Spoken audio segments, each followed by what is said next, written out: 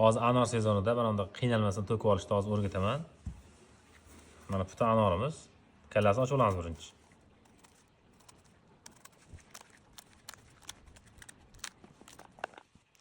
Mana kallasini ochgandan keyin mana yo'li bor har bittasini. Mana shu yana yo'li mana pardasi, o'sha pardani to'g'ridan kesamiz.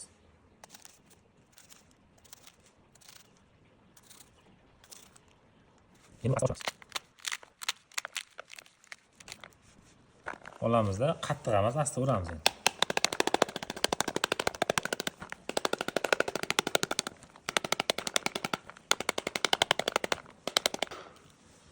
Mana ko'rishingiz mumkin. Hech narsa qolmadi.